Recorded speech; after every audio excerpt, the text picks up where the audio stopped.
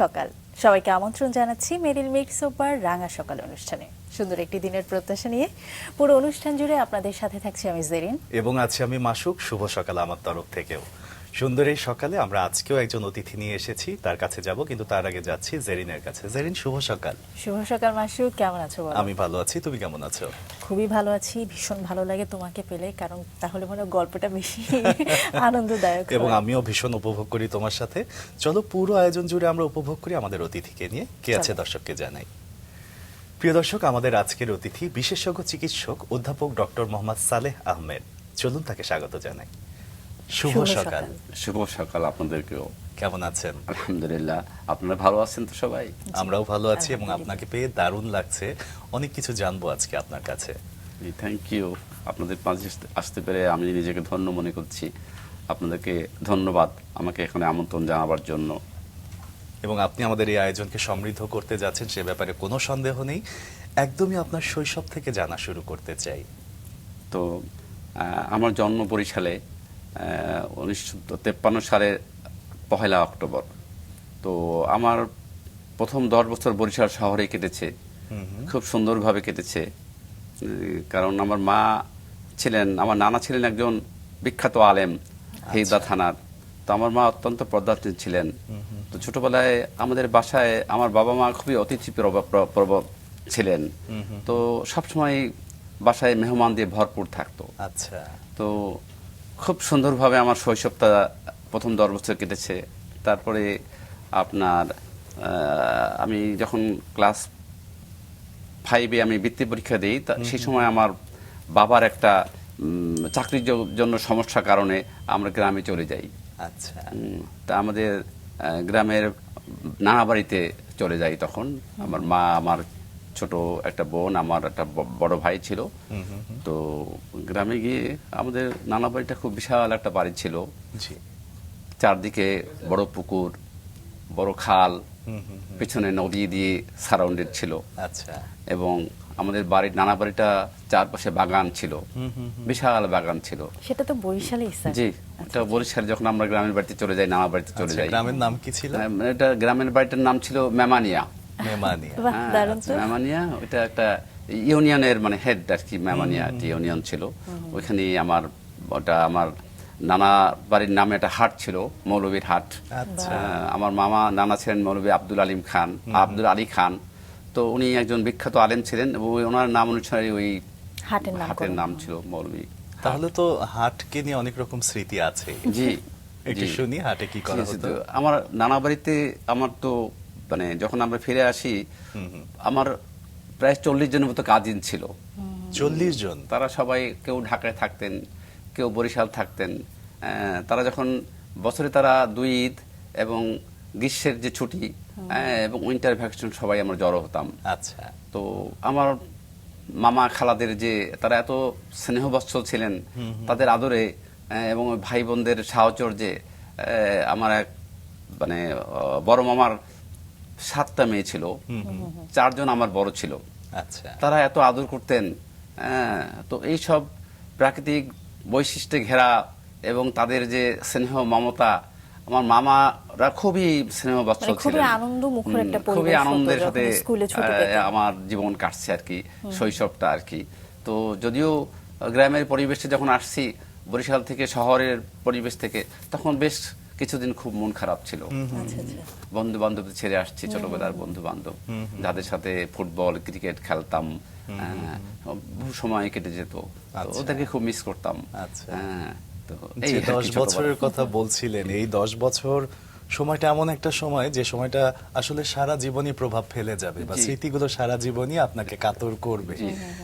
সেই 10 বছর সময়ের মধ্যে আমরা যতটুকু আপনাকে জেনেছি যে আপনার শৈশবে আপনি, যদিও এখনো আমার মনে হয় যে ভীষণ শান্ত, নীরব, সৌম্য, সবকিছু মিলে দারুণ একটা আবহ তৈরি করে না আপনার উপস্থিতি দিয়ে। আমরা সেই সময় আপনি সাংস্কৃতিক কর্মকাণ্ডেও ভীষণ অ্যাক্টিভ ছিলেন, আমরা সেগুলো হ্যাঁ, অ্যাক্টিভ ছিলাম। মানে আমি আমার মাকে খুব ভালোবাসতাম। তো ওখানে যখন ভর্তি হব তখন ওখানে ভালো স্কুল ছিল না। তো প্রায় তখন আর আমাদের নানা বাড়ি থেকে 3 মাইল দূরে একটা ভালো স্কুল ছিল, বদরটনি হাই স্কুল, যেখানে আমি 6 থেকে শুরু করি আর কি। আচ্ছা। তো আমি আসলে মাকে ছেড়ে থাকতে পারতাম না। আচ্ছা। তো খুবই ওটা তখন আমাদের মানে ছুটি ছিল বোধহয় সাপ্তাহিক রোববার পাকিস্তানের সময় আর কি। আচ্ছা। তো ওটা ওই আমাদের স্কুল হতো আপনার সোমবার থেকে আপনার শনিবার পর্যন্ত, শনিবার হাফ হয়ে আবার ছুটি হতো আর কি। তো সারা পথ কাঁদতে কাঁদতে যেতাম। এবং ওখানে আরেক আমার আম্মার মামাতো ভাইয়ের বাসায় থাকতাম। আচ্ছা। আচ্ছা আচ্ছা। হ্যাঁ, তো সেখানে ওখানে গিয়েও কাঁদতাম, প্রায়ই কাঁদতাম, স্কুলে বসে কাঁদতাম। মায়ের জন্য। তারপরে যখন মানে শুক্রবার দিন রাত হতো, তখন খুব আনন্দে যে হ্যাঁ আমার মার সাথে দেখা হবে। আচ্ছা। হ্যাঁ, তারপরে সেই খুবই তখন আনন্দে কাটতো আর কি। তো যখন ক্লাস শেষ হয়ে যেত, তখনই স্কুল থেকে রওনা করতাম সেই আমার নানা বাড়িতে আর কি, মায়ের কাছে যেতাম। আচ্ছা, তো এইসব স্মৃতি এখনো আমাকে খুব কাঁদায়, আনন্দ দেয়। সত্যি আসলে এই আনন্দগুলো কোনো কিছুর সাথে তুলনা করা যায় না, এত সুন্দরভাবে মনের মণিকোঠায় থাকে। স্যার, আপনাকে আমরা যতদূর জেনেছি যে ভীষণ ঠান্ডা মানুষ হলেও আপনার আইকিউ ছিল খুব ভালো ছোটবেলা থেকেই। না, আসলে তো আমি তা মনে করি না, কারণ আমি খুব সাধারণ একটা ছেলে ছিলাম। তবে আল্লাহ তাআলা আলহামদুলিল্লাহ আমাকে খুব, আমার স্মরণ শক্তি খুব ভালো দিয়েছিলেন। আমি যদি একটা জিনিস একবার পড়তাম, আমি বেশ 80%ই মনে রাখতে পারতাম। আচ্ছা। এবং আমাকে যদি কেউ কিছু বলতো, তো আমি আর কি সেগুলো ভালো মনে রাখতে পারতাম, যদিও সেগুলো খুব টেম্পোরারি ছিল, মানে খুব দীর্ঘদিন মনে রাখতে পারতাম না। কিন্তু একটা জিনিস আলহামদুলিল্লাহ আমি খুবই মানে সাথে সাথে যেইটাই আমি শুনতাম আমি মনে রাখতে পারতাম, আচ্ছা। আলহামদুলিল্লাহ। আলহামদুলিল্লাহ। তো ওই মেধা হিসেবে না, তবে গ্রামের তো স্কুলে হয়তো 40 জন ছাত্র ছিল, তার মধ্যে হয়তো আমি একটু মানে আমার স্মরণ শক্তি ভালো ছিল। তো তখন গ্রামে স্কুলে তো অত মানে ডিবেটও হতো না, আর মেধারও এরকম সেরকম বিকশিত হওয়ার কোনো সুযোগ ছিল না। তার মধ্যে স্কুলে যেগুলো প্রোগ্রাম হতো, তো তখন ওই স্কুলের হেডমাস্টার ছিলেন আমার মামা। আচ্ছা। তো উনি আমাকে খুব মানে করতেন, মানে খুবই উনি আমাকে উৎসাহিত করতেন সব সময়। তো উনিও মিস করতেন আমি একা একা থাকি ওখানে। তো এই আর কি, উনি খুব আমাকে করতেন। সেই হিসাবে আমি মাঝে মাঝে উনি বলতেন যে তুমি ওই ডিবেটে এটা হইতো, তাতে আমি অংশগ্রহণ করতাম। তো আমি আর কি ওদের মধ্যে হয়তো আমি ভালো ছিলাম, মানে ছাত্র সংখ্যা খুব কম ছিল, আর মাঝে মাঝে ওটা মেমোরি টেস্ট হতো, আমি তাতে আর কি ভালো করতাম আলহামদুলিল্লাহ। কারণ হয়তো ওদের মতো আমি যখন প্রথমে ক্লাস 6-এর পরীক্ষা দেই, তখন আমি মানে ওই পরীক্ষা দিয়ে আমি থার্ড হই। আচ্ছা। আমার সাথে একটা ছেলে ছিল ফার্স্ট বয়, সে ফার্স্ট হলো। তারপরে মামাকে বললো তোমার সমস্যা কোথায়, তুমি কেন ওর সাথে পাচ্ছ না, ও একটা গ্রামের ঘরের ছেলে, কৃষকের ছেলে, তোমার তো ব্যাকগ্রাউন্ড ভালো।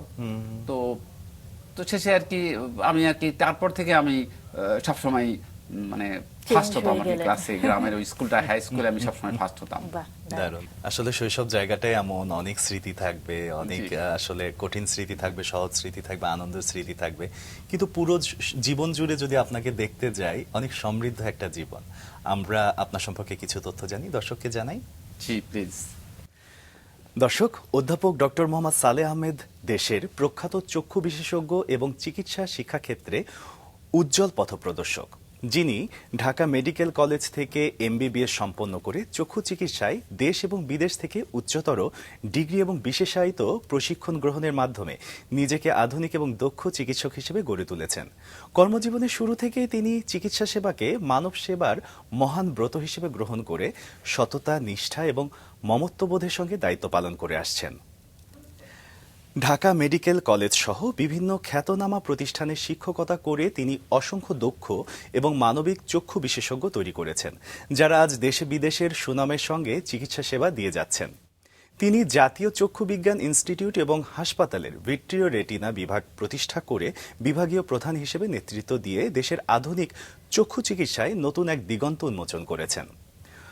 বর্তমানে তিনি বসুন্ধরা চক্ষু হাসপাতাল এবং রিসার্চ ইনস্টিটিউটের পরিচালক হিসেবে দায়িত্ব পালন করছেন এবং ভিশন কেয়ার ফাউন্ডেশনের সভাপতি হিসেবে সমাজের সুবিধাবঞ্চিত মানুষের চোখের আলো ফেরাতে নিরলসভাবে কাজ করে যাচ্ছেন।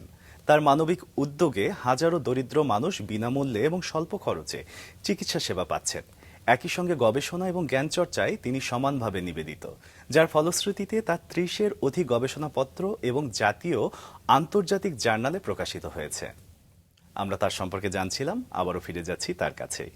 স্যার, এত সমৃদ্ধ একটা জীবন এবং এই সমৃদ্ধতার পিছনের গল্পগুলো যে এত সুন্দর, আপনার গল্প থেকে আমরা সেটা বুঝতে পারছি। আপনার গল্পেই থাকতে চাই। আপনি মামার স্কুলে পড়ছিলেন বলছিলেন, জি। তারপরের গল্পটা শুনতে চাই। স্কুলে তো মনে হয় ফলাফল ভীষণ ভালো ছিল আপনার, তাই এবং না? একটা কথাই সব পাল্টে দিয়েছিল। জি, প্রথম হ্যাঁ, স্কুলে আমার ফলাফল প্রথম বছরটা তেমন ভালো হয়নি, আমি থার্ড হয়েছিলাম। তার পরবর্তী বছর থেকে আমি যখন ক্লাস 10-এ উঠি প্রত্যেক বছর আমি ফার্স্ট হতাম। বাহ। হ্যাঁ, এবং আমি বৃত্তি পেতাম স্কুল থেকে। আমার স্কুলে আমার আগে একজন বৃত্তি পেত, তারপরে আমি আর কি দ্বিতীয় জন আর কি ওই স্কুল থেকে ক্লাস 8-এ বৃত্তি পেত। বাহ বাহ, দারুণ। এসএসসিতে ফলাফল কেমন হলো? এসএসসিতে আলহামদুলিল্লাহ আমি তো ফার্স্ট ডিভিশনে পাস করেছি, এবং আমি আমার স্কুলে থেকে প্রথমে সায়েন্স, আমাকে দিয়ে সায়েন্স শুরু করা হয়। হ্যাঁ, তো ওই সায়েন্সে 5 জন ছাত্র ছিলাম আমরা। আচ্ছা। হ্যাঁ, তো আমি আমার স্কুল থেকে আমি ফার্স্ট ডিভিশন পেয়েছিলাম কয়েকটা লেটার সহ। তো ওইটা আর কি আমার স্কুলের প্রথম সায়েন্স ডিপার্টমেন্টের জন্য একটা ভালো খবর নিয়ে আসে। তার পরবর্তীতে অনেকেই ওই স্কুলে সায়েন্স পরবর্তীতে তারা শুরু আচ্ছা। করে। স্যার, একটু জানতে চাইবো যে যেই সময়টার কথা বলছি যখন আপনি স্কুলে, তখন কি বাংলাদেশ হয়েছিল না? না, তখন বাংলাদেশ, তখনও পাকিস্তানের পাকিস্তান সময়, ছিল। 1961 এর সময়, 61 62। কলেজ জীবন আমি ইন্টারমিডিয়েট পাস করেছি আমি বরিশাল ব্রজমোহন, যেটাকে বলা হয় বিএম BM কলেজ কলেজ। থেকে। খুবই সুবিখ্যাত একটা কলেজ। ওখান থেকে আমি পাস করেছি। তো ওখানে তো সায়েন্সই তো পড়াশোনা করতাম। তো ওখানে 2 বছরের তো জীবন, কিন্তু মাঝখানে আবার মুক্তিযুদ্ধ শুরু হওয়াতে আমাদের মানে এটা আর কি কোর্সটা ব্যাহত হয়। তো 1971-এ তো যখন শুরু হয়, তো আমাদের তখন এইচএসসি পরীক্ষা দেওয়ার কথা ছিল। আচ্ছা। আমরা তো তখন পরীক্ষা দেইনি। তারপরে পরীক্ষা যখন শুরু হয়, ওই গণ্ডগোলের মধ্যে পরীক্ষা একটা হয়েছিল। আচ্ছা। সেটা আমি পরীক্ষা দিয়েছিলাম, আমি শহরেই থাকতাম তখন। তখন আমরা আবার আমার যখন ইন্টারমিডিয়েট স্কুল কলেজ শুরু করি, তখন আবার আমার বাবা মাকে নিয়ে আমরা আবার শহরে চলে আসি। আচ্ছা। ওখানে আমরা আবার থাকা শুরু করি। তো তখন ওই মুক্তিযুদ্ধের সময় পরীক্ষা আমি দেই। তো একদিন পরীক্ষা দিয়ে হাঁটতে হাঁটতে বিকেলে বেরোয়েছি, তখন আমার একটা বন্ধু ছিল সাথে। আমি বিকেলে জাস্ট হাঁটতেছি, বাসা থেকে সামনে গিয়ে হাঁটার সময় দেখি পিছনে একটা গাড়ি আসছে। আচ্ছা। গাড়ি আসছে, তো দেখলাম যে পাকিস্তানের প্যারামিলিটারি ওই গাড়ির মধ্যে। তা আমি খুব ভয় পেয়ে গেলাম। ভয় পেয়ে একটু দূরে একটা গলির মধ্যে ঢুকলাম আমার বন্ধু সহ। তো ওরা ওখানে গিয়ে আমাদেরকে ওখানে ধরে গাড়িতে ধরে নিয়ে আমার বন্ধু আর আমাকে। তো তখন আমি তো ভাবলাম যে এটাই বোধহয় আমার শেষ যাত্রা। তো তখন দেখি আমার বড় মামা তখন বরিশাল বিএম কলেজের ভাইস প্রিন্সিপাল ছিলেন। হ্যাঁ, তো উনি মাঝে মাঝে প্রিন্সিপালের দায়িত্বে থাকতেন। তার একজন ড্রাইভার বিহারি ছিল সে। আচ্ছা। ওই ড্রাইভার মাঝে মাঝে মামা তো ওই চার্জে থাকার সময় তো ওই ড্রাইভার তার আন্ডারে চাকরি করতো। তো মাঝে মাঝে আমি মামার কাছে যেতাম, ওই অফিসে যেতাম। তখন ওই ড্রাইভারটা আর কি পরিচিত। তো আমি তখন পাশেই দেখি যে ড্রাইভারটা গাড়ি চালাচ্ছে। ড্রাইভারটা আমার দিকে তাকালো। আমি বললাম যে ভালো আছেন আপনি? ও তারপরে কি বললো ওদেরকে উর্দুতে, আমি ঠিক বুঝতে পারি নাই। তারপরে দেখে আমাদেরকে নামাইয়ে দিল। আচ্ছা আচ্ছা। তো ভাগ্যিস। সেরকম আবার মানে একটা মৃত্যু থেকে ফিরে আসা। একদম।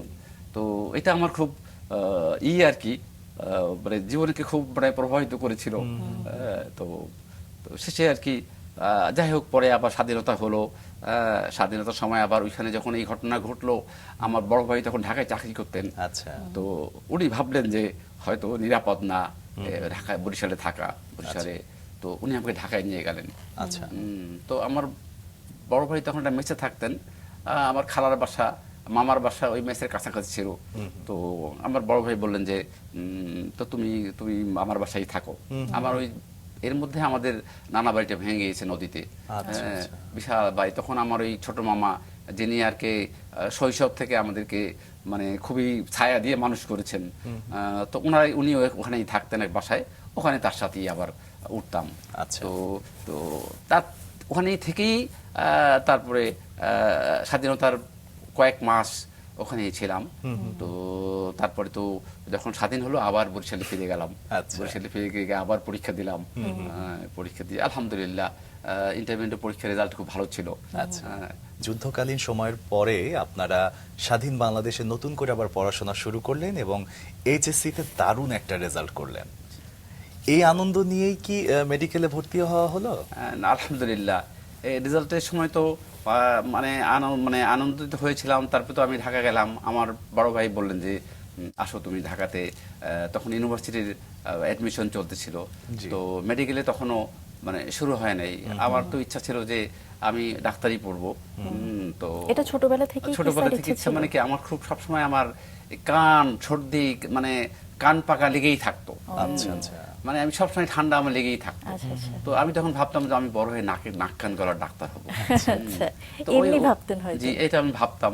তারপরে আমি আমার বড় ভাই জিজ্ঞেস করেন কি পড়বা তুমি? আমি বললাম তো আমি তো ডাক্তারি পড়তে চাই। আমার বড় ভাই খুব মানে উৎসাহিত হলেন। উনি বললেন, আচ্ছা ঠিক আছে, তাই তুমি তো ডাক্তারি পরীক্ষা তো আরো মেডিকেলের পরীক্ষা একটু পরে হয় অ্যাডমিশন টেস্টটা। তো আমি তখন ঢাকা ইউনিভার্সিটিতে ফার্মেসিতে জন্য অ্যাপ্লাই করলাম। আমার তখন ওই সময় আমি শুনতাম যে ফার্মাসিস্টের অনেক ডিমান্ড। পরীক্ষায় ফার্মাসিস্ট হতে পারলে আমেরিকায় চলে যায় 2-3 বছর পরে। আমার অবশ্য আমেরিকা যাওয়ার ইচ্ছা ছিল না। আমি ভাবলাম যে এটা একটা ভালো সাবজেক্ট, অত খারাপ না আর কি। ডাক্তারির তুলনায় হয়তো এটা একটু হবে। তারপরে আমি এটাকে বললাম অ্যাডমিশন দিলাম। তো ওখানে তখন অনেক অ্যাডমিশন টেস্ট হলো, অনেক ক্যান্ডিডেট ছিল। প্রায় আমরা 4000 অ্যাপ্লিকেশন ওখানে অ্যাপ্লিক্যান্ট ছিল। স্যার তার তার মানে বর্তমানে যেমন কম্পিটিটিভ সেটা সেই ওই 71 সময় ওরকম পরবর্তী ফার্মাসিতে অনেক প্রতিযোগিতা ছিল। আচ্ছা, ফার্মাসি, কেমিস্ট্রি এইসব সাবজেক্টে অনেক প্রতিযোগিতা ছিল। বায়োলজি কম একটু। তো আমি আর কি তো পরীক্ষা দিলাম। তো 30 জন আমাদেরকে সিলেক্ট করলো। তো আমি তো আলহামদুলিল্লাহ আমি ওখানে হওয়ার পরে আমি যখন মানে ইন্টারভিউ হয় তখন ওনারা বলছেন তুমি তো পড়বে না এখানে, তুমি তো একটা সিট নষ্ট করতে পারো না। আমি বললাম স্যার পড়বো। তারপরে তো ভর্তি হলাম। এর মধ্যে তো মেডিকেলের অ্যাডমিশন টেস্ট শুরু হয়ে গেল বিভিন্ন মেডিকেল কলেজে। তারপরে তো আলহামদুলিল্লাহ আমি তো মেডিকেলে ভর্তির সুযোগ পেলাম। তো ভর্তি হলাম। তো তারপরে তো স্যার কোন মেডিকেলে? ঢাকা মেডিকেল কলেজে ছাত্র জীবন শুরু হলো। আচ্ছা, এই বাংলাদেশের সুনামধন্য সরকারি কলেজ ঢাকা মেডিকেল কলেজে আপনার যাত্রা শুরু হলো এবং তখনই আপনি ফার্মেসি বাদ দিলেন। বাদ দিয়ে দিয়েছি। যখন রেজাল্টটা শুনলাম যে আমি পেপারে যখন আসতো তখনই আমি আর ক্লাস করা বন্ধ করে দিলাম। আচ্ছা আচ্ছা, বাহ। পড়াশোনা এর মধ্যে যেহেতু- আবার আমার দুঃখের কাহিনী হলো যে আমি ঢাকা মেডিকেল যখন পরীক্ষা ওই ইন্টারমিডিয়েট পরীক্ষা দিতে আসতাম তখন আমার বাবা মারা গেলেন। আচ্ছা আচ্ছা। তো তারপরে মনটা খুবই খারাপ ছিল। তো তার মধ্যে অ্যাডমিশন টেস্টগুলো হলো। তো আলহামদুলিল্লাহ আল্লাহ আমাকে কিন্তু জীবনের একটা গুরুত্বপূর্ণ ধাপ আসলে বাবা চলে যাওয়ার সেই সময়টা, কারণ জীবনের অনেক কিছু চড়াই উতরাই বা অনেক কিছু আসলে একটু অন্যরকম হয়ে যায়। জি। সেই জায়গাটা সামাল দিয়েছিলেন কিভাবে? আমার বড় ভাই উনি খুব স্নেহপ্রবণ ছিলেন। উনি এক বাবার বাবার মতো করে উনি দায়িত্ব পালন দেখতেন। করেছেন। স্যার তিনি কি এখনো আছেন? না, উনি বেঁচে নেই। উনি মারা গেছেন আপনার কবে 2001-এ মারা গেছেন উনি। আমরা তার অনেক রুহের মাগফিরাত কামনা করছি এবং একই সাথে আপনার কাছে জানতে চাইছি যে পড়াশোনা, মেডিকেল পড়াশোনা কিন্তু অন্যান্য পড়াশোনার চেয়ে একটু ব্যয়বহুল। জি, সেই জায়গাটা কি ভাইয়ের সাপোর্টেই হ্যাঁ, হলো? ভাই আমাকে সব সাপোর্ট করতেন। আমি তো স্কলারশিপ পেতাম। তো আমি অবশ্য যেটুকু স্কলারশিপ পেতাম আমি আমার ভাইকে দিয়ে দিতাম। দারুণ, ভীষণ সুন্দর। ঢাকায় যে পড়াশোনার সময়টা কি আপনি ঢাকা মেডিকেলের হোস্টেলে ছিলেন? জি, হোস্টেলে ছিলাম। হোস্টেলে কারণ ছিলেন। বাসা থেকে আসাটা অনেক সময় মানে সময় নষ্ট করে আর কি। তো সেই জন্য আমি হোস্টেলেই থাকতাম। এই হোস্টেল পরিবেশটা ভালো ছিল, পড়াশোনার পরিবেশ। আর আমার ভাই তো ভাইয়ের বাসাটা তো মানে বেশি বড় ছিল না।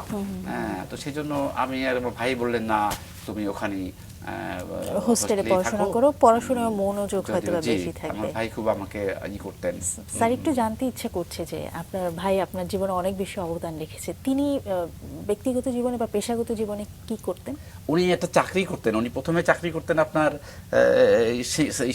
আপনার ওটাকে বলে তখন সিএনবি বলতো, ওরা বোধ হয় construction and bridge and road towed করতো আর কি।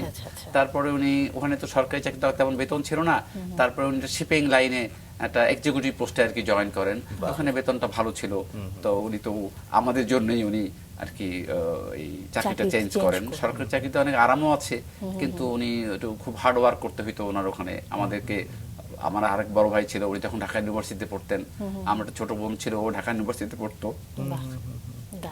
মেডিকেল কলেজে পড়াশোনা করার সময়ের কোনো অভিজ্ঞতা আছে যেটা আপনাকে পরবর্তীতে পরিপূর্ণ ডক্টর হওয়ার জন্য অনেক হ্যাঁ, বেশি অভিজ্ঞতা মানে আমার এক বন্ধু তখন বুয়েটে পড়তো, ওর বাবা হঠাৎ করে অসুস্থ হয়ে যায়, তার ওই যে ওটাকে বলা হয় পাইলোটিক স্টেনোসিস, উনি সবসময় বমি করতেন। তো উনি একদিন আমার কাছে নিয়ে আসতেন, বলেন যে দোস্ত তুমি হেল্প করতে পারো। তা আমি একজন আমার শিক্ষকের কাছে নিয়ে গেলাম। তো নিয়ে যাওয়ার পরে উনি বলতে ভর্তি হও। তো আমি আর ভর্তি করতে পারছি না, ও ঢাকা মেডিকেল অনেক রাশ থাকে, ইসে খুব থাকে, রাশ থাকে। তো যাই হোক, একদিন দেখলাম যে আমার চেষ্টা ছাড়াই ভর্তি হয়ে গেল। বললো যে, আমি বললাম কেমন করে তুমি ভর্তি করলা? হ্যাঁ, তো বলে ঠিক আছে, তোমাকে বলা যাবে না। তো পরে দেখি অপারেশন হবে, অপারেশন ডেট পড়ে না, তখন আর কি ওই আমি তো ওখানকার যে অ্যাসিস্ট্যান্ট রেজিস্ট্রার তাকে দেখা করি যে আমার বন্ধুর বাবা বরিশাল থেকে গ্রাম থেকে এসেছেন, আপনি একটু লিস্ট একটু আগে দেন। তো এই হয় না। একদিন আমার বন্ধু বলল যে দোস্ত তুমি পারো নাই, আমি তো কালকে অপারেশন লিস্টের নাম লিখিয়েছি। তো আমি বললাম কেমন করে তুমি এটা করলা? তো শোনো, পয়সায় সবকিছু হয়ে যায়। আমি খুব ব্যথিত হলাম। হ্যাঁ, আমি মানে এত কষ্ট পেলাম, হ্যাঁ, যে এরকম মানে এটা কেমন করে সম্ভব, একটা মানে এরকম যে আনএথিক্যাল মানে যে এটা মেডিকেল কলেজে সম্ভব, আমার খুবই মানে কষ্ট লাগছে। তো আমি তখন প্রতিজ্ঞা করলাম যে জীবনে আমি এই হারাম কাজ আমি কখনো করব না। আমি চেষ্টা করব মানে হালালভাবে প্র্যাকটিস করতে, হালালভাবে এই জীবনযাপন করতে। কারণ একসময় তো আমাদের অনেক ছিল, তারপরে বাবা যখন চাকরিতে প্রবলেম হয় তখন আমাদের কিছুই ছিল না, আমার বড় ভাই হাল ধরেছেন। তো আসলে জীবন তো আল্লাহ তাআলা মানুষকে রিজিক দেন। তো এই ঘটনাটা আমার খুব নাড়া দিয়েছে জীবনে। আমি এরপরে আমি কখনোই মানে এরকম চেষ্টা করেছি সৎভাবে চলতে, এবং মানুষকে আমি বলতাম, ছাত্রদেরকে বলতাম, আমার সহকর্মী বলতাম, দেখো মানে এটা আল্লাহর হুকুম, তোমরা পবিত্রভাবে অর্জন করো, তাহলে পবিত্র থাকতে পারবে। এই জীবনের ঘটনাটা আমার কাছে খুব কষ্ট দিয়েছিল। পরবর্তী জীবনে আমি এটাকে পাথেয় হিসাবে গ্রহণ করেছি যে কিভাবে হালাল অর্জন করা যায়, হালালভাবে থাকা যায়, পবিত্রভাবে থাকা যায়। সততাই সর্বোৎকৃষ্ট পন্থা এখনো চলমান। স্যার, এমবিবিএস শেষ করে এফসিপিএস ডিগ্রি অর্জনের সময়টা কি? আমি তো আমাদের সময় একটা ক্যারিয়ার প্ল্যানিং এর প্রোগ্রাম ছিল। আমাদের শ্রদ্ধেয় ডিজি তখন ছিলেন এমআর চৌধুরী সাহেব। উনি খুবই একটা মানে ভালো মানুষ ছিলেন আর কি। তো ওই ক্যারিয়ার প্ল্যানিং সুযোগে যে ওই যাদের ভালো মার্ক আছে তারা সার্জারি, মেডিসিন, গাইনি, তারপরে আপনার অপথ্যালমোলজি, তারপরে আপনার অর্থোপেডিক্স, ইউরোলজি, এইসব ডিপার্টমেন্টে যারা রেজাল্ট ভালো হবে প্রত্যেকটা ইউনিটে একজন করে আর কি ওই ক্যারিয়ার প্ল্যানিং পোস্টিং দিবে। তো ওই সুযোগে আলহামদুলিল্লাহ আমি তো ওই চোখের উপরে আর কি আমি অ্যাসিস্ট্যান্ট সার্জন হিসেবে আমি ওই ক্যারিয়ার প্ল্যানিং এ পোস্টিং পাই। চোখের উপরটা কেন বেছে নিলেন? চোখের উপরে বেছে নিলাম, আমার তখন আমি যখন 4th ইয়ারে পড়ি তখন আমার মার খুব হঠাৎ করে চোখে সমস্যা দেখা দিল। তো চোখের সমস্যা দেখা দেওয়াতে উনি আর কি সানি মানে যাকে বলে ক্যাটারাক্ট ইংরেজিতে সানি হয়েছে। তো আমি এক স্যারের কাছে নিয়ে গেলাম। স্যার বলেন যে একটা চশমা দিলেন, বলে যে আমার মায়ের আবার হার্টের সমস্যা ছিল, ওইটা হলো তার ভালভে প্রবলেম ছিল, ওইটা মাইট্রাল স্টেনোসিস, তাতে ওই কার্ডিয়াক ফেলিয়ার হয়। তো স্যাররা আর কি বললেন যে দেখো এটা অপারেশন তো করা যাবে না, খুব রিস্কি, হয়তো টেবিলেই মারা যাবেন, তো এটা তো করা যাবে না। তখন আমি আর কি চিন্তা করলাম যে না, তাইলে আমি চোখে ডাক্তার হব। তো হার্টের সমস্যা থাকতে পারে, আমি চেষ্টা করব। তখন অবশ্য অত ডেভেলপ ছিল না। এটা হচ্ছে আপনার 1982-83 দিকে আর কি। না, এটা তো আরো আগে, 78-এর আগে। আমি পাস করি 78-এ, আমি ফোর্থ ইয়ারে ছিলাম 75-এ আর কি। আচ্ছা।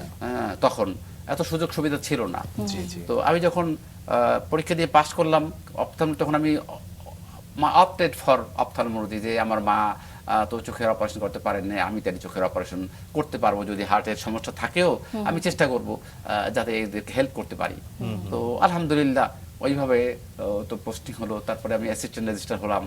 অ্যাসিস্ট্যান্ট রেজিস্ট্রার হওয়ার পরে তো ট্রেনিং করলাম, যেটা এফসিপিএস পাস পরীক্ষা দেওয়ার জন্য যে প্রিরিকুইজিট লাগে, সেটা আমার ওই অ্যাসিস্ট্যান্ট রেজিস্ট্রার 2 বছর থাকার পরে আমার হয়ে গেছে। আচ্ছা। তারপরে তো 81-এর জুলাই কোর্সে গেলাম কলেজ অফ ফিজিশিয়ান্সের পার্ট 1-এ।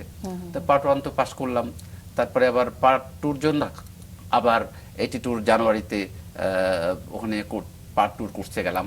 1 বছর পরে আবার এফসিপিএস পার্ট 2 পাস করলাম। তো আলহামদুলিল্লাহ পাস করার পরে তো তখন আর কি অপথ্যালমোলজিস্ট হয়ে গেলাম আর কি। আল্লাহ করলেন। স্যার, এফসিপিএস পার্ট 1 পার্ট 2 মানে পাশ করাটা মনে হয় সবচেয়ে কঠিন কাজ একজন ডক্টরের জন্য। আপনি এক চান্সে দুইটা পাস হ্যাঁ, করে আমি যখন ভর্তি হয়েছি তখন আমাকে সবাই বলতো যে তুমি তো এফসিপিএস অপথ্যালমোলজিতে ভর্তি হয়েছো, এখানে তো পাস করে না, হ্যাঁ তুমি কেন এটা পড়লা, তুমি তো পাস করতে অনেক সময় লাগতো। হ্যাঁ, আমি বড় ভাই থেকে দেখতাম যে 4-5 বছর পরীক্ষা দিচ্ছেন, হ্যাঁ, পাস স্যার। করছেন না। তো আলহামদুলিল্লাহ আল্লাহ আমাকে সাহায্য করছেন। আসলে তো নিয়ত বলা হয় যে আমাদের রাসূল সাল্লাল্লাহু আলাইহি ওয়াসাল্লাম শিখাইছে যে ইন্নামা আমালু বিন্নিয়াত, যে নিয়তের উপরে সমস্ত কর্ম নির্ভরশীল। তো নিয়ত সহি থাকলে আল্লাহ তাআলা সাহায্য করে নিঃসন্দেহে। এবং তার প্রমাণ আসলে আপনাকে দিয়েই আমরা পেলাম। অপথ্যালমোলজিস্ট হয়ে গেলেন এফসিপিএস পার্ট 2 পাস করার পরে। পরবর্তী স্যার এর পরপরই কি আপনি যুক্ত হয়ে গেলেন, মানে একদম আমি চাকরি তারপরে জীবনে প্রবেশ করলেন? এফসিপিএস পার্ট 2 করার পরে তখন আমার চাকরি হয় আপনার, তখন আমি কিছুদিন ওই আমার অধ্যাপক ছিলেন প্রফেসর একুয়েসাব হারুন। তো উনি আমাকে খুব আদর করতেন। উনি যখন বাংলাদেশে আসেন, ইংল্যান্ড থেকে আসেন, উনি অপথ্যালমোলজির মাইক্রো সার্জারি উনি ছিলেন পায়োনিয়ার। উনি এত সুন্দর অপারেশন করতেন, মনে হতো আর্ট। তো আমি পাস করার পরে আমি স্যার আমাকে ওই ছাত্রাবস্থাতে যখন এফসিপিএস পার্ট 2 ছাত্র ছিলাম এনআইওতে, জাতীয় চক্ষু বিজ্ঞান ইনস্টিটিউট, স্যার তখন ওখানকার অ্যাসোসিয়েট প্রফেসর ছিলেন। স্যার আমাকে খুব আদর করতেন। তো শেষে স্যারকে বললাম, স্যার আমি তো আপনার সাথে কিছুদিন কাজ করতে চাই। তখন স্যার আমাকে ডিজির কাছে নিয়ে গেলেন। উনি তখন আমাকে ওই ডিজি লিখে দিল যে ফাইলের উপরে যে professor Harun knows modern ophthalmology, doctor Saleh should work under him as assistant surgeon on superiority. তখন আমার পোস্টিংটা হয়। তো পোস্টিংটা হওয়ার পরে যখন আমি ওই এনআইওতে পোস্টিং নিয়ে গেলাম, তখন আমাকে ওখানকার ডাইরেক্টর অন্যান্য প্রফেসর জিজ্ঞেস করলো তুমি কেমন করে এখানে পড়লা। আমি বললাম যে এরকম ডিজির সাথে আমি দেখা করেছিলাম, ডিজি লিখে দিয়েছে। তো তখন ওখানে তো আপনার পরিবেশটা খুব হস্টাইল হয়ে গেল। ওখানে যারা ডাইরেক্টর ছিলেন, যে এত অল্প বয়সে কিভাবে সম্ভব হলো? ডাইরেক্টর ছিলেন এবং একজন অ্যাসোসিয়েট প্রফেসর ছিলেন, আমি নাম বলবো না, ওরা তখন তারা আমার বিরুদ্ধে খুব খেপে গেল। খেপে গিয়ে ওই ডাইরেক্টর সাহেব আমাকে ডিজির কাছে গিয়ে বলে যে না, একে এখানে রাখা যাবে না। তো আমি তো তখন কি করব? তো শেষে আমি খুবই মানে মন খারাপ হইলো। তো তখন আমি আর কি করবো, স্যারকে বললাম। স্যার বললেন ঠিক আছে, তুমি মন খারাপ করো না, চলো। তখন আমাদের অধ্যাপক মতিন, মরহুম আব্দুল মতিন স্যার ছিলেন আমাদের মিনিস্টার, ছিলেন হেলথ মিনিস্টার। তো এর আগের সরকারে তো উনিও ইরশাদের সময়ও তো উনি তখন জয়েন করবেন এরকম শোনা যাচ্ছিল। তো তখন হারুন স্যার আমাকে নিয়ে গেলেন মতিন স্যারের কাছে সকালবেলা। তো তখন মতিন স্যার আমাকে দেখে বললেন আচ্ছা ঠিক আছে। উনি ওই ডিজিকে ফোন করলেন যে সালে তো এরকমই, ওকে তুমি ঢাকা মেডিকেল কলেজে যখন আরএস পোস্টটা আর কি খালি হবে শুনেছিলাম, উনি একটু অসুস্থ ছিলেন। তো বলেন যে ওই সালেকে আপনি ওখানে দিয়ে দেন। তো পরে আর কি ওই আমাকে ওই ডিজি তখন ঢাকা মেডিকেল কলেজে আরএস করে পাঠালেন। এই তখন থেকে আর কি ওই তখন আবার আরএস, ওই সময় আবার পলিটিক্স, বাংলাদেশে শুধু পলিটিক্স আর পলিটিক্স, মানে এটা তো বলে দুঃখের কথা বলে শেষ করা যাবে না। তখন ওইখানে আমি তো ভাবলাম যে ওইখানে তো আবার ওই যে আরএস অসুস্থ ছিলেন উনি ঠিক মতো কাজ করতেন না। তো কিন্তু ওনার আবার লবিটা খুব ভালো ছিল, ওনার বাবা ছিলেন ডিআইজি। তো এখন উনি যেমন হয়তো অনেকদিন উনি কাজ করতেন না, তো আমি তো ভাবলাম যে ঠিক আছে ওখানে যাই। পরে শুনলাম যে না, উনি তো ছাড়বেন না, উনি অসুস্থ থাকলেও কাজ না করলেও উনি ওখানে পোস্টটা হয়তো বা থাকবেন। ধরে রাখবে। তো আমাকে হারুন স্যার বলতে ঠিক আছে। ওখানে তখন সুপারিনটেন্ডেন্ট ছিলেন ডক্টর আশিকুর রহমান। জি, জি। উনি আবার হারুন স্যার আবার তখন তো ওনার মার অপারেশন করছেন। তো উনি আমাকে বলে যে ঠিক আছে তোমাকে আমি নিয়ে যাব। নিয়ে গিয়ে উনি আমাকে সাথে করে ওনার রুমে ঢুকলেন, ঢুকে ওই পোস্টিং অর্ডারটা দিলেন বাহ বাহ বাহ। যে ওর তো পোস্টিং এখানে হয়েছে, ওর চেনেন? উনি বলে যে হ্যাঁ হ্যাঁ খুব ভালো করে চিনি, আমি তো ঢাকা মেডিকেল কলেজে আরএস এর আগে ছাত্র ছিলাম, তো ওখানকার আবার অ্যাসিস্ট্যান্ট রেজিস্ট্রার ছিলাম। উনি তখন সুপারিনটেন্ডেন্ট ছিলেন। হ্যাঁ ও তো খুব ভালো ছেলে, আচ্ছা, বলে তুমি এক্ষুনি জয়েন করো। তখন আমি তখনই জয়েন করলাম। এর মধ্যে তো ওই ডাক্তার সাহেব তো আমাকে দিচ্ছেন না, মানে বুঝিয়ে দিচ্ছেন না দায়িত্ব, রিলিজ দিচ্ছেন না, ঘোরাফেরা করি। তারপরে ওই সুপারিনটেন্ডেন্ট সাহেব তাকে স্টার রিলিজ করে দিলেন। আচ্ছা, আচ্ছা। তারপর থেকে তো আমি আর কি ওখানে সম্পূর্ণভাবে শুরু করলাম। এই আমার মানে অপথ্যালমিক প্র্যাকটিস, মানুষের সেবা বেসিক্যালি তখন থেকেই শুরু হয়েছে। এবং স্যার বলতেই হয়, মাসুক বলতেই হয়, অনেক প্রতিকূল একটা পরিবেশের মধ্যে হ্যাঁ, দিয়ে আসলে তো যাত্রা আপনার শুরু সত্যি হলো। কথা খুব মানুষকে কষ্ট দেয়। হ্যাঁ, আমরা খুব মানে অল্প কয়েক মুহূর্তের মধ্যে হয়তো আপনি বলে গেলেন, কিন্তু যে সময়টা পার করেছেন, আমি একটা নাম আপনি বারবারই বলছিলেন, প্রফেসর ডক্টর হারুন, জি। যার কথা আমার মনে হয় তার অবদানটা এখানে অসামান্য। আমি তার কাছে চিরকৃতজ্ঞ। উনি যখন অপারেশন করতেন আমি চেয়ে চেয়ে থাকতাম। উনি মুখে খুব কম কথা বলতেন, কিন্তু ওনাকে জিজ্ঞেস করলে উনি খুব সুন্দর করে বুঝাতেন। এবং ওনার অপারেশন ছিল একটা আর্টের মতন। তো আমি চেয়ে চেয়ে দেখতাম, ভাবতাম আল্লাহ আমি যেন ওনার মতো এরকম সুন্দর অপারেশন করতে পারি। এরকম বিশেষ তো গুণের উনি আমাকে কারণেই অনেক আসলে সুযোগ দিয়েছেন জি। অপারেশন করতে। উনি অনেক আমাকে সাহায্য করেছেন। আল্লাহ ওনাকে জান্নাতবাসী করুক। অবশ্যই, ওনার অবশ্যই। ঋণ আমি শোধ করতে পারবো না। স্যার, আবারও আপনার একটু ক্যারিয়ারে ফিরে আসি। বিদেশে উচ্চতর শিক্ষা এবং বিশেষায়িত প্রশিক্ষণ, এগুলো আসলে আপনার দৃষ্টিভঙ্গিকে কিভাবে পরিবর্তন করেছিল? আমি আসলে তো আমাদের হাসপাতালে আমরা খুব অনুন্নত দেশ, আমাদের অপারেশন থিয়েটারগুলো মানে এটাকে মানে খুব ভালো বলা চলবে না। এটা একটা মানে যদি একটা অপারেশন থিয়েটার এ গ্রেড হওয়া উচিত, আমাদের অপারেশন থিয়েটার ছিল ডি গ্রেড। আচ্ছা। তো আমি তখন আর কি আপনার যখন প্রথমে আমি এই মালয়েশিয়ায় আমি একটা চাকরি পেলাম আইএসপি হিসেবে। প্রথমে তখন এটা হচ্ছে বোধহয় 2001-2। তো আমি জাস্ট দেখতে গেলাম, তখন আমি মানে চাকরি ছাড়িনি বা চাকরি দেখলাম কিরকম অবস্থা ওখানে আমি দেখি গিয়ে। তো ওদের অপারেশন থিয়েটারে যখন ঢুকলাম, মানে এরকম এমন ভাবে ওরা ঢুকালো, ওখানে একটা মানে ফ্রি জোন আছে, একটা মিক্সড জোন আছে, একটা অ্যাসেপ্টিক জোন আছে, একটা সেপটিক জোন আছে, যখন তখন যে কেউ ঢুকতে পারে না। আমাদের এখানে অপারেশন থিয়েটারগুলো মানে একদম উন্মুক্ত, যে কেউ বারান্দার যখনই সাথে ঢুকছে। দরজা খুলে ঢোকা যায়। তো যখন ওখানে গেলাম, প্রথমে অপারেশন থিয়েটার দিয়ে প্রথম দিন গেলাম, তো আমি খুবই অভিভূত হলাম যে এত সুন্দর অপারেশন থিয়েটার, এখানে ইনফেকশন হওয়ার কোনো চান্স নাই। কিন্তু আমরা যখন এই আমাদের হাসপাতালে কাজ করতে প্রায় আমাদের ইনফেকশন হতো, এটাকে বলে এন্ডোপথালমাইটিস। তো এগুলোকে যখন এন্ডোপথালমাইটিস হয় তখন আপনার একদম এটাকে খুবই মানে খারাপ একটা অবস্থা হয়, আর পর্যায়ে চলে এটা যায়। রিকভার করা যায় না, একদম অন্ধই হয়ে যায় ওই চোখটা। তো আমি আর কি ওইটা দেখে খুবই, তারপরে আমাকে ওখান থেকে পোস্টিং দিলো একটা অনেক দূরে। তা আমি ভাবলাম যে আমার ওয়াইফকে ফোন করলাম, তা আমি ভাবলাম যে না অত দূরে তো আমি যাব না। ছেলেদের তখন আমার একটা ছোট ছেলে আছে 6 বছরের বয়স, একটা মেয়ে আছে আমার 1 বছরের। তো আমি ভাবলাম ছেলে মেয়ে লেখাপড়ার অসুবিধা হবে। আমার ওয়াইফ বললে যে চলে আসো তুমি, ওখানে থাকার দরকার নাই। আসলে তো মালয়েশিয়া যাওয়ার ইচ্ছা ছিল না। এই চাকরি জীবনে অনেক সমস্যা, মানে এই যে আমাদের সময় তখন পিএসসি ছিল, এই পিএসসিতে আমি কখনো মানে কোয়ালিফাই করতে পারতাম না, কোয়ালিফাই করতে পারতাম না। তখন রাগ হয়ে না, এদেশে চাকরি করবো না। স্যার, আমরা যেমনটা জেনেছি যে সৌদি আরব এবং ব্রুনাইয়ে কাজ করতে গিয়ে আপনার নানা ধরনের অভিজ্ঞতা হয়েছে, একটু অভিজ্ঞতাগুলো শুনি। হ্যাঁ, তো সৌদি আরবে আমার ইচ্ছা তেমন যাওয়ার ইচ্ছা ছিল না। তো তখন তো আমি দেশে আলহামদুলিল্লাহ মোটামুটি প্র্যাকটিসও ভালো, কিন্তু হঠাৎ করে আমার বড় ভাই একটু ব্যবসায় খুব ক্ষতিগ্রস্ত হলেন। আচ্ছা। তো উনি আর কি তখন আর কি আমার আর কি তো তাকে সাপোর্ট দেওয়ার দরকার ছিল। উনি ব্যবসা করতে গিয়ে বেশ কিছু ঋণগ্রস্ত হলেন। তো আমি তখন ভাবলাম, আমার ওয়াইফকে বললাম কি করব। তো আমার ওয়াইফ খুবই মানে হেল্পিং, এবং উনি খুবই বিনয়ী। সবসময় আমার গরিব আত্মীয় স্বজন তো বড় লোকও আছে, গরিবও আছে, সবসময় আমার ওয়াইফ হেল্পিং ছিলেন আর কি। তো আমার উনি বড় ভাই তো তখন মারা গেছেন, আমার মেজো ভাই তখন আর কি এটা হওয়াতে আমি ভাবলাম যে ভাইকে আমার সাপোর্ট করা উচিত, কারণ উনিও আমাকে অনেক সাপোর্ট দিয়েছেন। আমি তো সৌদি আরবে চাকরি পেলাম আর কি, চাকরি পেলাম, ওরা টিম আসছিল, আমি ইন্টারভিউ দিছি, তখন আর কি সিলেকশন হয়ে গেছে, সিলেক্ট করছে। তখন আবার ডেপুটেশন দিচ্ছিল না গভর্নমেন্ট।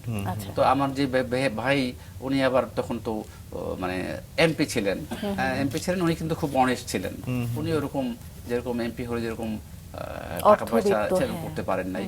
তো উনি আমার ভাই আপনার ওই তখন সালাউদ্দিন কাদের চৌধুরী মিনিস্টার ছিলেন, হেলথ মিনিস্টার, আমার ভাই তার সাথে দেখা করলেন। তো তখন ওই সালাউদ্দিন কাদের চৌধুরী লিখে দিলেন যে না, I want to help him, please arrange deputation for him.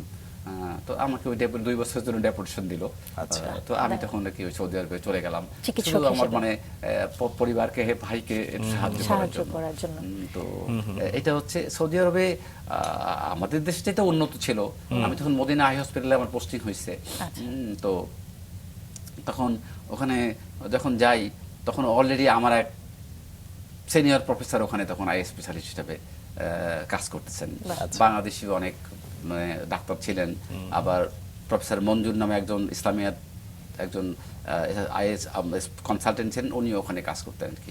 তো ওখানে যাওয়ার পরে তো দেখি যে ওরা অনেক আমাদের চেয়ে অনেক উন্নত, কিন্তু ওখানে কতগুলা লিমিটেশনস আছে। ইচ্ছা করলে আমি কোনো কিছু করতে পারবো না, যেমন ওখানে আমার কনসালটেন্ট, আমি অপারেশন করতে পারবো না, কনসালটেন্টের পারমিশন নিতে হবে, এইটা করতে সে অ্যালাউ যদি করে না এইটা করতে পারবে, সেরকম বাধা ধরার কোনো মানে এরকম সিভিয়ার রেস্ট্রিকশন ছিল, নিয়ম নীতি, হ্যাঁ ওদের এরকম নিয়ম ছিল। তবে ওখানে গিয়ে আমি শিখেছি যে একজন শ্রীলঙ্কান মুসলিম কনসালটেন্ট ছিলেন, পারচেজ করা ইংল্যান্ডের। তো ও ভেরি ইয়াং ছিল, আমার চেয়ে সিনিয়র ছিল, কিন্তু সে ওর মেথডিক্যাল এক্সামিনেশনগুলো খুব ভালো ছিল। আমি কয়েকদিন ওকে লক্ষ্য করতাম। তো ও একদিন মানে আমার মানে কিছু ওকে আমাকে রেফার করতে হইতো। তো রেফার করে ও যেরকম নোট দিত আমি ঠিক সেভাবে লিখে ওর কাছে পাঠাতাম। তো ও খুব মানে অ্যাপ্রিসিয়েট করতো যে না মানে ছেলেটা তো অনেক করে। তো ওর মানে মেথোডোলজি ডিফারেন্ট, খুবই সুন্দর, মানে একদম যেটাকে বলে, আমি যখন ছাত্র না যখন অ্যাসিস্ট্যান্ট রেজিস্ট্রার ছিলাম, তখন আমার এক অধ্যাপক ছিলেন প্রফেসর এম আই চৌধুরী। তো উনি আমাকে বলতেন, তো উনি খুবই ভালো মানুষ ছিলেন, আমাকে বলেন দেখো আই সার্জন হতে হলে তোমার 4টা ক্রাইটেরিয়া থাকতে হবে। হচ্ছে সলোমনস জাজমেন্ট, নাম্বার 2 হচ্ছে লায়ন্স হার্ট, নাম্বার 3 হচ্ছে ইগলস আই, আর নাম্বার 4 হচ্ছে লেডিস ফিঙ্গার। তো স্যার আমাকে বললেন যে তুমি কি সলোমন বাদশার নাম শুনেছো, সোলাইমান বাদশা? আমি হ্যাঁ স্যার আমি শুনেছি। বলে কেন, তো বলো তো সে কেন, তার জাজমেন্টটা কেন এরকম হইতে হবে? আমি বললাম স্যার আমি তো তখন তো আমার এত ইসলামিক জ্ঞান আমার ছিল না, যদিও এটা সূরা নামলের মধ্যে এই ঘটনাটা, অনেকগুলো ঘটনা সুলাইমান বাদশা মানে আলাইহিস সালামের সম্পর্কে লেখা আছে। তো উনি বলেন দেখো ওই দিনে তখন সুলাইমান বাদশা হচ্ছে এক সন্তানের 2 দাবিদার মা, তিনি যেভাবে আসলে সেই ঘটনার সমাধান করেছেন, দুজনেই দাবি করতেছে এই আমার ছেলে। তো সুলাইমান বাদশা অনেক মানে চিন্তা করছেন আমি কিভাবে এটা রায় দেবো, তখন তো জেনেটিক্স ছিল না। তো উনি সারা রাত চিন্তা করে ভাবলেন যে হ্যাঁ আমি 2জন মায়ের সামনে আমি বলবো যে আমি তাকে হত্যা করব, 2 খণ্ড করে 2জনকে দিয়ে দেবো। তখন 2জনই দাবি করছো, ঠিক আছে আমি তোমাদেরকে। এবং তখন তার মনে এই সিদ্ধান্ত তার আগে চিন্তা হচ্ছে যে রিয়াল মা সে তো বলবে যে না এটা আমি হতে দিব না, এটা ওকেই আপনি দিয়ে দেন। ঠিক তাই ঘটলো, উনি যখন বললেন তো দৌড়ে আসছেন তার মাঝে, না মহারাজ আমি এটা চাচ্ছি না, এটা ওকেই দিয়ে দেন, তবু আমার সন্তানকে আপনি দ্বিখণ্ডিত করবেন না। তো তখন সুলাইমান আলাইহিস সালাম তো উনি রিয়েলাইজ করলেন যে হ্যাঁ এই প্রকৃত দাবিদার, প্রকৃত মা, তখন তাকে দিয়ে দিল আর কি, এবং অন্য মাটাকে পানিশ করলো। তো এরকম বললো যে দেখো তুমি অপথলমিতে যদি একটু ভুলের জন্য তোমার জাজমেন্ট যদি ঠিক না হয় তুমি একটা মানুষকে অন্ধ করে দিবা। তো দ্বিতীয় বললেন যে লায়ন্স হার্ট। তুমি দেখো যখন জাজমেন্ট দিবা হার্টটা তোমার হতে হবে স্ট্রং, কারণ তুমি একটা চোখে একটা টিউমার হইলো, তুমি সেটাকে চোখ তুলে ফেলতে হবে, তুমি তুলবা না, কিন্তু ক্যান্সারটা সারা শরীরে ছড়িয়ে যাবে, সুতরাং তুমি এটাকে এই ব্যাপারে তোমাকে দৃঢ় থাকতে হবে। You should have lion's heart. তারপর বলুন যে ইগলস অবজারভেশন হচ্ছে যে তুমি অবজারভেশন পাওয়ারটা তোমার এমন হতে হবে একদম রাইট, কোনো কিছু মিস করতে পারবা না। একটা চোখে 360 ডিগ্রি তোমাকে এটাকে অবজার্ভ করতে হবে, কোথায় কি লেশন আছে। অনেক সময় অনেক পেশেন্ট এসে বলবে আমার এখানে এটা হচ্ছে, তুমি ওভারলুক করলা, তোমার বিনিময়ে একজন কষ্ট পেলো, সে ভালো হলো না, তুমি তাকে রাইট ট্রিটমেন্ট দিতে পারলা না, সেই জন্য তোমাকে অবজারভেশন করতে হবে ইগলস আইয়ের মতো। ইগলরা একেবারে সেই আকাশ থেকে নিচে দেখতে পারে এবং দেখে ছো মারে, তার যেটা দরকার যখন ছো মেরে নিয়ে চলে যায়। তোমাকে হয়তো ওইরকম ইগলস আই হইতে হবে, অবজারভেশন লাইক ইগলস আই। আর লেডিস ফিঙ্গার কথা বলছে যে মেয়েদের হাত খুব কোমল থাকে, নরম থাকে, তারা খুব মানে হ্যান্ডেলিং খুব সুন্দরভাবে করতে পারে সার্জারি করার সময়। তো কারণ ওইরকম হাত না হলে তুমি তো ম্যাচাকার করে দিবে। হ্যাঁ, এই তো ওই শিক্ষাগুলো ছিল। আর আমি ওই যখন এগুলো আমি করতাম সৌদি আরবে, যখন আমি দেখতাম তখন আর কি আমি ওইটা আর কি আপনার ওইটা ফলো করতাম, স্যারের কথাগুলো নোট দিতাম যাতে করে সুন্দর একটা নোট হয়। এগুলো আবার আমি যে সমস্ত কিছু পাঠাতাম ওগুলো ওদের আবার ওরা আবার অনেক কিছু করতে পারতো না, লেজার তারপর রেটিনাল সার্জারি, ওরা আবার এটা পাঠাতো রিয়াদে। তো আমি যেগুলো পাঠাতাম ও সবগুলো এগুলো রিয়াদে পাঠাতো আর কি। তো তারপরে আমি যখন দেশে আসলাম ছুটিতে, প্রথম ছুটিতে কাটলো, 1 বছর পরে যখন ছুটিতে আসলো তখন আমার ওয়াইফ প্রেগনেন্ট। তো তখন আমার ডেপুটেশনও শেষ হয়ে গেছে। তো আমি তো ভাবলাম যে আমি তো এখন আমার মানে আমার শ্বশুর শাশুড়ি বলেন যে তুমি তো এখন তুমি যেও না, তুমি সরকারি চাকরি ছেড়ো না। আমি যেতে পারতাম চাকরিটা ছেড়ে। আমার শ্বশুর আবার প্রফেসর MQ তালুকদার, উনি একজন শিশু বিশেষজ্ঞ ছিলেন, উনি এখন বর্তমানে ন্যাশনাল প্রফেসর। হ্যাঁ, তো উনি ওই আপনার মাতুলিয়াতে একটা শিশু ইনস্টিটিউট করেছেন, একদম মানে ওটা একটা মানে বিদেশি একটা ইউনিভার্সিটির মতো একটা অর্গানাইজেশন করেছেন। তো আমি আর কি তো ওই আমার শ্বশুর বলাতে আমি আর কি আর গেলাম না। আমি বাংলাদেশে গেলাম, আমি ওকে চিঠি লিখলাম তুমি আমাকে একটা সার্টিফিকেট দাও, ওই শাহাবুদ্দিনকে, শাহাবুদ্দিন ওর নাম। তো ও আমাকে তারপরে দিয়েছিল একটা সার্টিফিকেট দিয়েছে।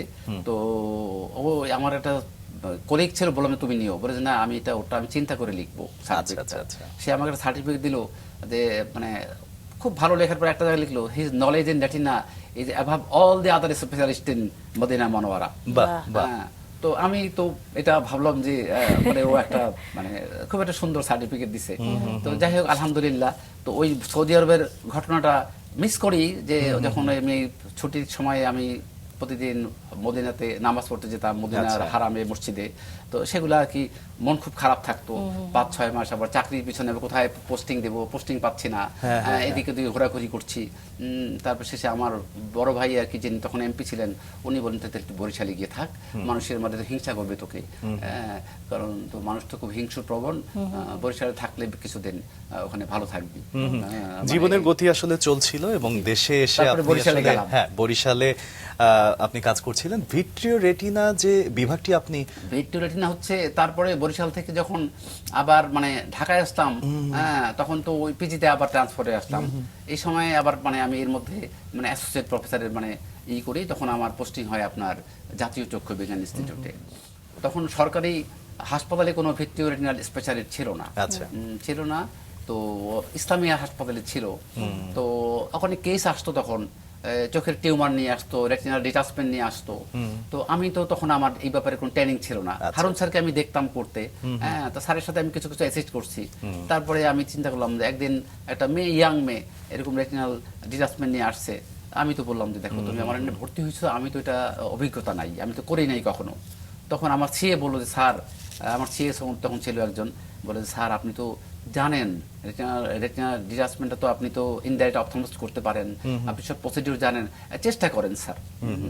দেখেন ওই মেটার মা আমার পায়ে ধরে বসলো যে আমার তো কোথাও জায়গা নেই, তুমি এটা কি করে দেন। তারপরে আমি তো ওই আমার সিএ যে ছিল আবুল বাশার শেখ, এখন অধ্যাপক সে ও vitreo retinal surgeon Harun eye হসপিটালে সে এখন প্র্যাকটিস করে।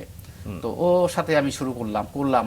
আলহামদুলিল্লাহ রেটিনাল ডিটাচমেন্ট বই এর আগে আমি স্টালার সার্জারি পড়ে আমি কিভাবে করে সেভাবে আমি ফলো করে করলাম, দেখলাম যে আলহামদুলিল্লাহ সাকসেসফুল হয়েছে। বাহ, তো এইভাবে আমি বহু পরে রেটিনার অপারেশন আমি করতে করতে করতে তো এই সময় একটা 2005 সালে আর কি আপনার আমাদের একটা প্রজেক্ট হয়েছে জাতীয় চক্ষু বিজ্ঞান ইনস্টিটিউট, জি। একটা নতুন প্রজেক্ট হচ্ছে, বড় একটা হাসপাতাল হচ্ছে। তো রেটিনা ডিপার্টমেন্টে তখন কেউ নাই, কেউ নাই।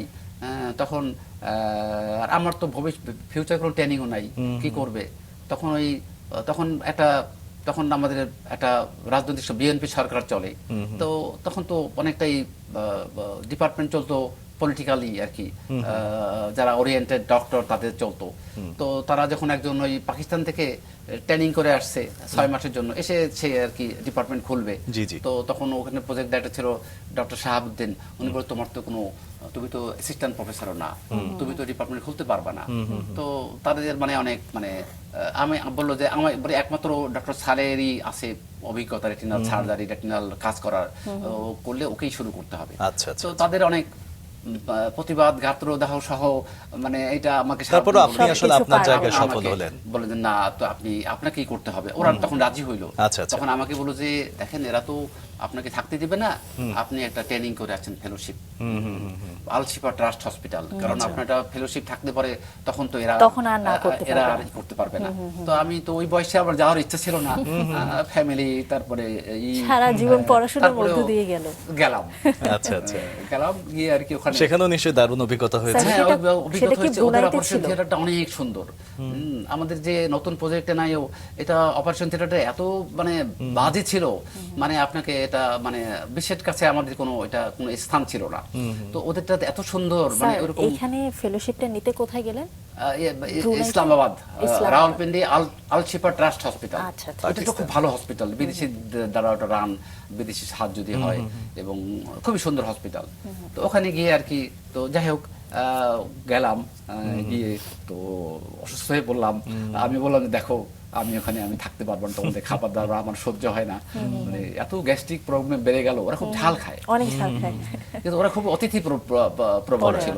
ওখানকার যে কনসালটেন্ট ডক্টর নাদিম কুরেশি, সে আমাকে বললো যে ও আমাকে ওর বাসায় নিয়ে খাবার খাওয়ালো রাত্রিবেলা, তারপরে খাবার দিয়ে দিত। আচ্ছা।